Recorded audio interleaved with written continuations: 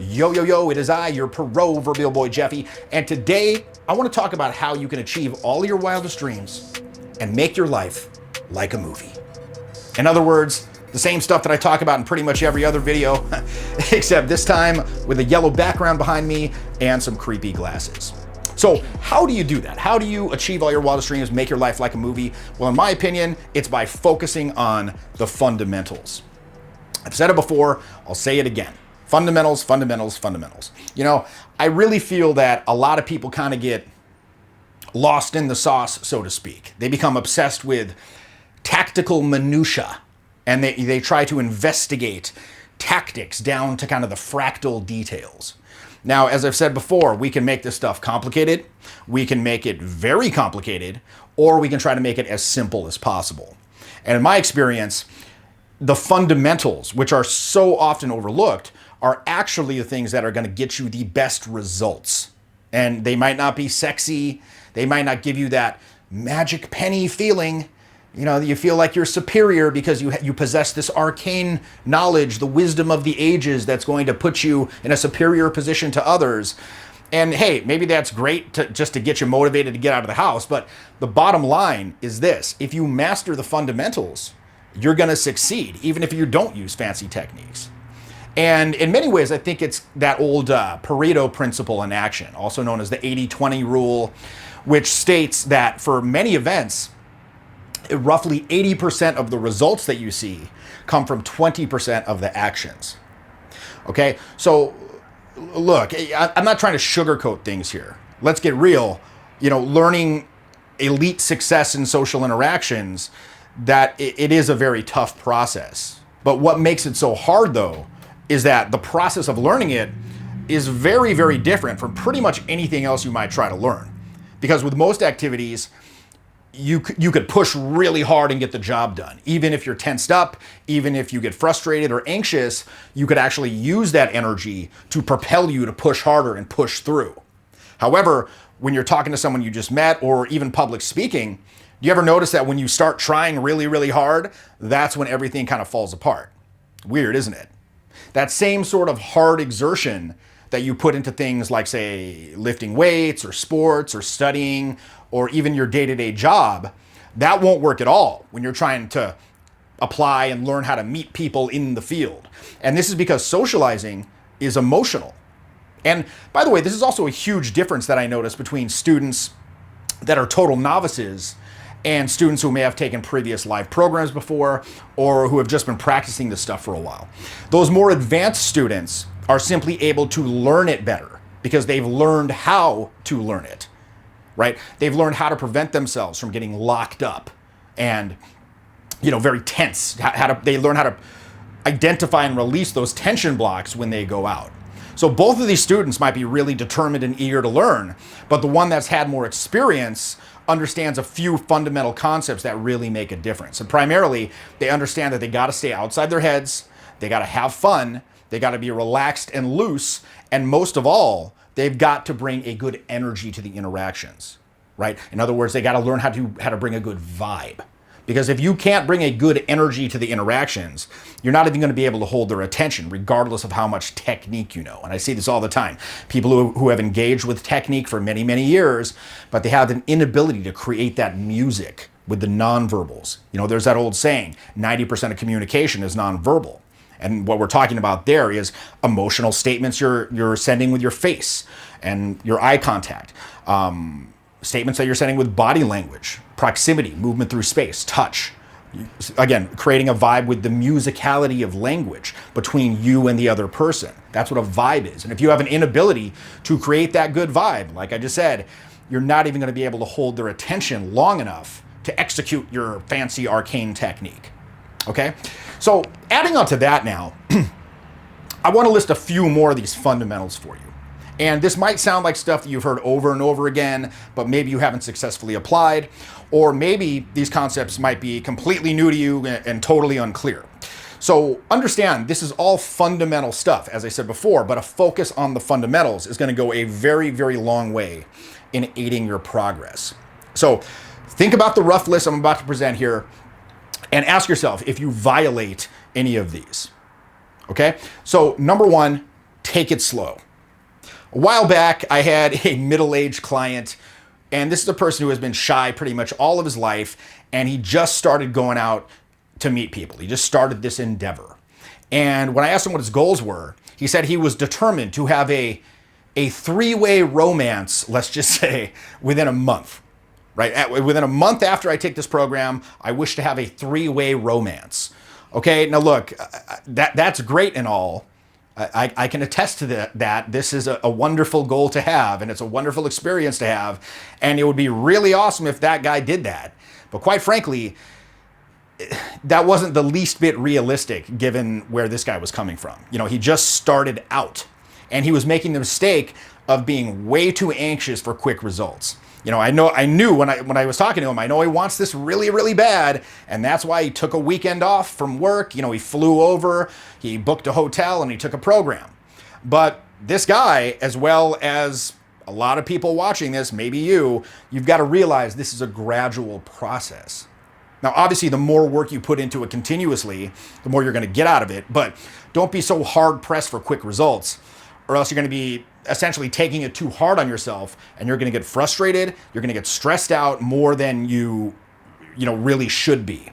And a likely effect of that is you probably just stop practicing. Right? You don't get those immediate goals rather than focusing on an overarching purpose. A lot of times the reaction to that is just to quit. So you got to realize that anybody that you've met who's naturally really good at this stuff has likely been unconsciously practicing since they were 12 years old or even earlier, the so-called naturals. I mean, really think about this to put things into perspective, right? These guys, the naturals, have been practicing for decades, and you're trying to get a three-way in a month? So, I mean, if it happens, it happens. And look, stranger things have happened, but for sure. I mean, again, like I said, this is easier than a lot of people think, but remember, ultimately, this has got to be a long-term thing. Forget about those small part goals and set a purpose that guides you from a higher place. And no matter how long it takes, you're going to continue to go on that path, right? Let me give you an example from the world of fitness. It's widely accepted that a healthy amount of weight that you can lose is 2 pounds a week max. With the exception of maybe like an initial crash diet or something to kickstart the process. But basically, that's kind of an accepted industry standard. So if you're trying to lose 15 pounds, realistically, that's going to take you 2 months or probably more. But one thing I always say to guys is, look, the time is going to pass anyway, so you might as well be working on it, right? The time's going to pass anyway, so you might as well be chipping away.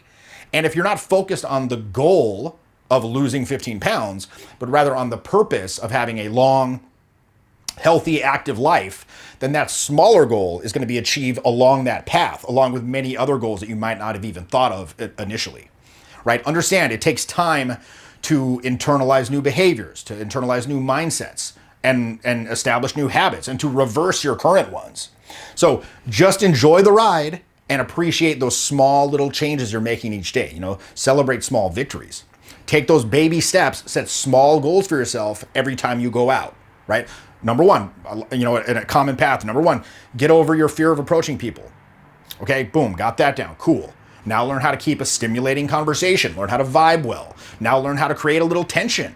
Now learn how to move things forward towards your end goal, which is, of course, going to be a win-win for everyone involved, and so on and so forth. So set small goals for yourself every night, but always keep your purpose in mind, which in this case would be more expressive, charismatic, powerful communication. Right? And when you bear that larger overarching purpose in mind, that way you're going to look at every night as a success, regardless of whether you got results or not, because you're on that path. All right, so that's number one. Now, the second one I want to talk to you about is discipline. And what does this mean? Well, basically, having discipline means you have a regimen and you commit yourself to a certain number of times you're going to go out every week. Or, for example, a certain number of people you're going to talk to every single day. And when I started out, I kept a journal to record my progress. And I think you can find that very helpful yourself, right? And I would constantly critique myself after each night so I could constantly learn more and improve, right? One thing I would ask myself at the end of each night, and I still do this on my live programs, I say, what were your best interactions? And what about your behavior in those interactions led to that good result? Number two, and the ones that didn't go so well, what might you have done differently to garner a better outcome in a future similar situation? And number three, what are my biggest takeaways from the night, and what do I want to work on going forward? And this can be extremely valuable because, as the saying goes, practice doesn't make perfect, perfect practice makes perfect. So you want to cultivate discipline with this, much the same way a bodybuilder might with the gym. It's very hard to see progress in the mirror. If you're looking at the mirror to see progress, it can be quite difficult to notice because it happens so gradually. But if you have data written down, like you measure your waist, you measure your weight, you measure your body fat percentage, you track the change each week, that's hard data, and you can actually see the change happening, right? And that can give you a lot more faith in your game plan and really help you stick to it. Keep pushing yourself to accomplish progressively more difficult goals and keep learning from those mistakes, right? It can be very helpful to get involved with some kind of accountability group comprised of like-minded individuals who share your goals and who share that same purpose as you do. For example, I have my charisma mentoring group where everyone in there, it's a very tight-knit group, and they all hold each other accountable to do the missions each week. Okay? So fundamental number three, understand, this is a big one, this is a hobby. So you have to have fun with it. It's called the game. It's not called the work. And there's a reason for that, right? There's a fine line between taking it too slow so as to make very little progress, status quoism, and being so disciplined and so determined, perfectionist, that you become frustrated and stressed out from not keeping up with the strict regimen or possibly even neglecting other parts of your life and going out of balance there, right? You got to be flexible. You got to give yourself some leeway. Now, when I say take it slow, I mean in terms of your perspective. In other words, just acknowledge that this is for the long run. So for every 3 nights you go out to kind of practice your social skills, maybe set one off night just to kind of hang out with your buddies or work on your social circle or something similar. The point is to have a life outside of studying this stuff. Otherwise, you'll actually end up hurting your progress. You don't want to be the person that just lurks on their computer all day, poring over self-help stuff, and then drifts away at night and is Matrix-style trench coat to stalk the bars, right? If you put all your time into studying, then every time you go out, you're going to be hard on yourself more than you should be from, not getting results quickly. And realizing that, having so-called sick game, it isn't just having cool stories, witty remarks, and playful banter. It's having a tight personality. So you got to cultivate more and more life experience by engaging in a wide variety, a myriad of activities to enrich that personality and get more stories and more cool stuff to talk about. So instead of treating this as something that takes over your life, you want to make it one of many things that are part of a fundamental transformation that's happening within you. So the next fundamental is this: be social and positive. And what does this mean? It means as soon as you enter a venue, you talk to someone. Right? You don't check out the bar, you don't get a drink, you don't go to the bathroom, you don't look around. As soon as you get inside, you talk to someone. No hesitation. Get that ball rolling as soon as you possibly can. In other words, get on top of the club before it gets on top of you. In other words, you got to imagine as soon as you enter that venue, that nightlife venue or wherever, the party, wherever it is, imagine you're on a surfboard, kind of floating out on the ocean. And as soon as you step in that venue, a wave begins swelling up behind you. If you want to catch that wave, you've got to start paddling immediately. If you just kind of and sit there, the wave's going to go up, boom, boom, it's going to crash on top of you, and now you're getting knocked around underneath, sort of at the mercy of the environment, right? Get on top of the venue before it gets on top of you. So as soon as you get in, you talk to someone. Again, this is so fundamental. It's one of the things that's helped me the most in my journey. But again, it doesn't sound super sexy. It's not some sexy technique, but I can guarantee you, if you hold yourself to this, you're going to see incredible rewards, right? And look, don't expect yourself to always feel on, right? That's a huge thing. You're not, because quite frankly, you're not, because there's the phenomenon of homeostasis. You're I feel fine now. If I start talking to these people, I might not feel fine, right? So again, don't expect yourself to always be on. It's going to come as you warm up and you get yourself in a talkative state. Maybe the first people you talk to, you just chat people up who you have no vested interest in speaking to, right? Just to get yourself in, from A to B. Otherwise, you're gonna procrastinate and you very well may end up not talking to anyone for most of the night, just standing against the wall with a drink in your hand in the so-called chode mode pose, right? Be social, excuse me, be social. Work the room, talk to anyone you come across. You come across. In other words, do not let yourself pass time without socializing. If you just chode around the bar for 20 minutes, watching everyone else, you're gonna get locked up, and for the rest of the night, you're just gonna be paralyzed. And to add to that, not only are you gonna be locked up and paralyzed, you're actually gonna lose social value, because now you're that little desperado that's staring at everyone else partying and having a good time and not doing anything yourself. You wanna be the person that's having a blast, who's the life of the party, who's got swarms of people around them, right? The person who's in their own reality and not the person who is procrastinating. And even while you're actually interacting with that attractive stranger, have fun with it. You know, tease them, dance with them, crack stupid jokes, whatever. The most important part is you're having fun, because if you're not genuinely enjoying yourself while you're talking to someone, quite frankly, they probably aren't either. Keep a positive mentality, and when you're critiquing yourself, in fact, I don't even like to say criticism anymore, when you're observing yourself and giving yourself feedback, rather than immediately kicking yourself for whatever mistake you just made, always ask yourself, again, what did I do well and what can I do better next time? And the beauty of this is it makes you appreciate what you're doing well. And it allows you to acknowledge the progress you've made so far while still looking for that room for improvement. So again, these points are really basic and they might seem like common sense, but they are essential for progressing, and they're very often overlooked by students I see who are just starting out. And this is the same reason why I really respect people who I've seen go from A to B and make huge leaps in their social skill set. And I've seen a lot of students who came in, again, bottom of the barrel, and now they're almost totally different people. And because of that learning process, I know that these people, not only are they the life of the party, but they're also highly disciplined, they're highly determined, they're intelligent, and they're overall positive people. They wouldn't succeed if they weren't. This is the kind of person that reeks of confidence. This is the kind of person that has success seeping out of their pores, so to speak. And I want you to reach that as well, right? It's like quitting smoking, losing weight, getting financially successful, or getting successful in anything in life. You just got to step up and do it. So step up and make your dreams become a reality. As I said before at the top of this, and I say it all the time, you know, we're trying to do the stuff that's only possible in the movies here. Selling, closing sales, introducing romantic angles to a discussion smoothly and skillfully. These are not things that most people do in their everyday lives, right?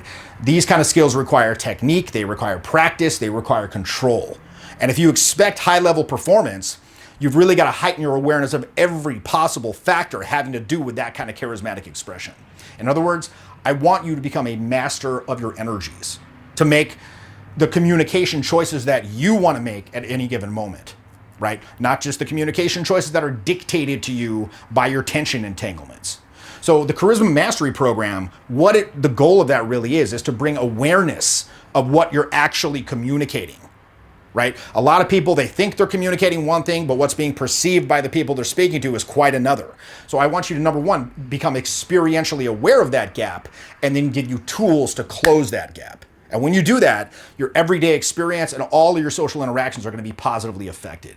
And from the perspective of the people you interact with, the benefit that they get out of it is an increased sense of human potential. You know, I say it all the time. The number one rule of this stuff is whatever you feel, they feel. So when you have that ability to express yourself very freely, they get a glimpse of that potential and they think, you know, maybe I could feel like that too. And it's highly, highly attractive. That new free flow of energy that you're going to experience, it's exhilarating for you personally, and it's gratifying for the people you interact with, whether they're friends, family, or strangers. This stuff's going to change your life. So again, focus on the opportunity here. The opportunity is there. It's very possible, and myself and my team can help you with this. So click the link in the description below to get that ball rolling. We'll start a little dialogue, and we'll see what we can do for you. All right? This is your boy, Jeffy. I'll talk to you soon. Peace. Definitely learned a lot, just to be able to connect with people a lot better. Jeffy's really studied down to the roots of how we're so stifled and you have these entanglements inside you and how to release them. I definitely recommend this program for other people to take a deeper look within themselves. Jeffy's program is amazing. This program is extremely exercise-based. It's designed to give you a process to identify these weaknesses in your communicative system, to open and sustain charismatic expression, charismatic communication with increasing consistency. All sensory communication is based on some relationship of these three perceptual and projective modes. Any art involving human communication is going to benefit from knowing how the communicating power of each mode can be enhanced. Charisma and conversational skill really hasn't had a vocabulary for talking about these issues surrounding the technique. Most of the books you read, the vast majority of them are very surface level, very hokey. And even with experienced teachers, the feedback can often be very subjective and vague. You seem kind of stifled. So I want to change the way that these criticisms or descriptions are verbalized and get very, very specific. So when we're talking about these blockages, we know precisely what we're talking about here. If you follow the instructions, you see something very, very net and precise that happens. You're gonna see the result instantaneous. The best charisma program I've ever seen. So I learned something which is very rare. How do people use their energies when they communicate? How can I help them become masters of those energies? So when you go out and you feel that blockage, that inability to act, oh, there's the person I want to talk to, I know how to go talk to them, I've read the theories, I've watched all the videos, but I can't take action. What's impeding the flow? Remove the obstacles, isolate the skills, exercise them separately, then put them together, back together in a more completely realized whole. Unleashes your true charisma. In fact, you have some glimpse of energy you can manage on the wall side. Increase it, decrease it, manage it. Seriously, it was absolutely amazing and astonishing. How to speak to all the issues surrounding this interrelationship between intuitive and intellectual resources is arguably the most fundamental challenge facing anyone who's attempting to improve their communication skills. So this program intends to prepare your total instrument to open and communicate freely, but also teach you to let go. He will take you by the hand and guide you step by step with his method that he's been trying and improving, and you're gonna get the results that you wanna be looking for. Overall, this is a really broad spectrum course in charisma. I think I can apply it in my dating life, also in business and other areas of my life. So if you're looking to develop general charisma that you can apply across all areas of life, definitely check out Jeff's Charisma Mastery.